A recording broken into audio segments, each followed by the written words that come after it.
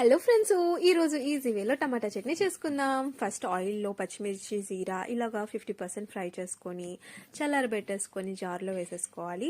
ఇంకా మిగిలిన ఆయిల్లో ఇలా టమాటా ముక్కలు కొంచెం మీడియం సైజులో కట్ చేసుకొని కొత్తిమీర పుదీనా ఇంకా ఆనియన్స్ వేసుకొని ఇలా పెట్టుకోవాలన్నమాట. ఎక్కువ ఆనియన్స్ కాదు, కొన్ని వేసుకోవాలి. ఒక్క ఆనియన్ గడ్డ ఉంటే చాలు.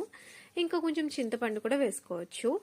వేసుకొని ఇలా నీళ్ళంతా ఇంకిపోయే వరకు బాయిల్ చేసేసుకొని మూత పెట్టేసి దాని తర్వాత ఎల్లుల్లిపాయ రెబ్బలు కూడా వేసుకోవాలి. ఎల్లుల్లిపాయల వల్లే మనకి టేస్ట్ అనేది మంచిగా తెలిసిద్ది అనమాట. బాగా మిక్సీ పట్టేయకుండా కొంచెం ఇలాగా 70% వరకు గ్రైండ్ అయ్యేటట్టు చూసుకొని మంచిగా పోపు వేసేసుకోవాలన్నమాట. పోపు చల్లారాక నేను కలిపేసుకున్నాను. ఇలాగా వేడి వేడి అన్నంలో నెయ్యి వేసుకొని కొంచెం టమాటా చట్నీ వేసుకొని ఇలా ఆమ్లెట్తో తినడం నాకు చాలా ఇష్టం. ఇంకా ఈ చట్నీని మనం కొంచెం వాటర్ మిక్స్ చేసేసుకుంటే ఇడ్లీలో దోశల్లో కూడా చాలా బాగుండిద్ది. మీరు ట్రై చేసేయండి.